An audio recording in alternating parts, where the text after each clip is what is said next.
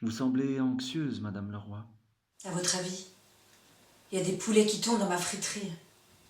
Ils cherchent quoi au juste?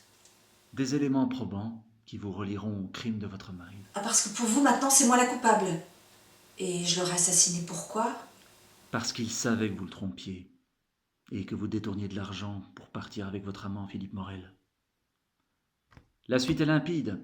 Il allait demander le divorce et vous seriez retrouvés sans rien du tout. Et vous n'êtes pas le genre de femme à supporter cet affront, n'est-ce pas? Je vous l'ai déjà dit, Didier n'était pas au courant. Tout ça, ce sont des suppositions. Voyez, Madame Leroy, vous aviez presque réussi votre coup. Impliquer votre amant en était pas mal joué. Ah, parce que pour vous, j'ai demandé à Philippe de l'assassiner, c'est ça? Bien non, vous êtes beaucoup trop maligne pour avoir agi de la sorte. Vous saviez que dès que nous aurions eu connaissance de votre relation avec Philippe Morel, vous seriez parmi les premiers suspectés. Ce qui s'est passé, c'est que lorsque vous avez appris que votre amant avait une nouvelle maîtresse, vous avez décidé de l'impliquer dans le meurtre de votre mari. Il vous a donc été très facile de subtiliser l'une de ces deux paires de lunettes de protection, d'y apposer des éclaboussures de sang de votre mari, pour ensuite les mettre bien en évidence aux alentours de la friterie. Tout ça, ce ne sont que des suppositions, inspecteur, de simples suppositions. Peut-être. Mais voyez-vous, vous avez fait une erreur grossière, Une erreur. Quelle erreur? celle de la gourmandise. Vous n'aviez pas assez avec l'argent détourné et l'assurance vie de votre mari. Vous en avez voulu plus, beaucoup plus. Je ne vois pas où vous voulez en venir. Nous savions que votre mari s'attendait à une grosse rentrée d'argent.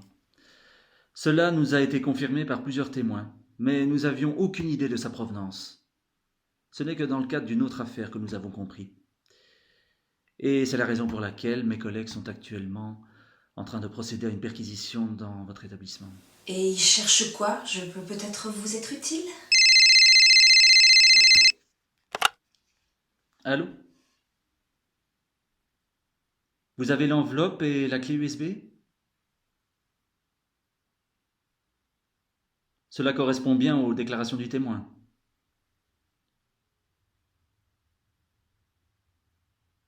Impeccable, merci.